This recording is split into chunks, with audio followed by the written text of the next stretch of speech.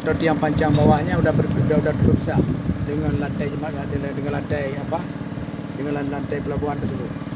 Mungkin dalam hal ini kami juga dari DPRK, karena juga tugas kami sebagai lembaga penguasaan, apalagi pelabuhan ini aset daerah, mungkin juga dalam waktu dekat ini akan kami panggil, terutama sekali perusahaan Pakam Sari, ya, karena yang bertanggung jawab penuh ini perusahaan Pakam Sari. Yang kedua juga perusahaan yang melakukan bongkar muat. Mungkin yang ketiga juga dinas perhubungan, karena dinas yang berkait. Itu yang kita panggil. Kenapa kita panggil? Karena ini juga minta bertanggung jawab. Ini harus bertanggung jawab, ini harus diperbaiki kembali. Kalau juga hal ini tidak diperbaiki kembali, mungkin salah satu juga kami akan menempuh jalur hukum.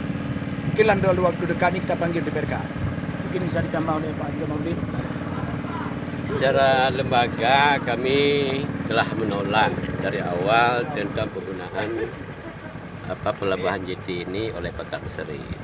Kenapa regulasinya belum ada? Kami sebagai lembaga dewan mengingatkan jangan terjadi seperti inilah. Hari ini kita saksikan bersama siapa yang harus bertanggung jawab. Karena regulasinya nggak ada, maka awalnya kita menolak penggunaan ini pelabuhan ini untuk dibentuk regulasinya dulu. Jangan dilakukan bongkar muat sehingga terus dipaksakan.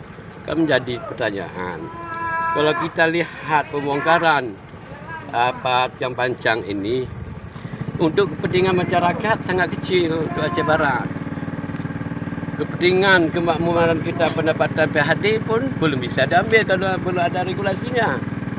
Kepentingan apa yang harus kita analisa hari ini selain kepentingan pejabat yang terjadi? Maka dari sisi itulah kami dewan, karena telah mengingatkan terjadi kerusakan ini, kami akan melaporkan ke Kejaksaan Agung.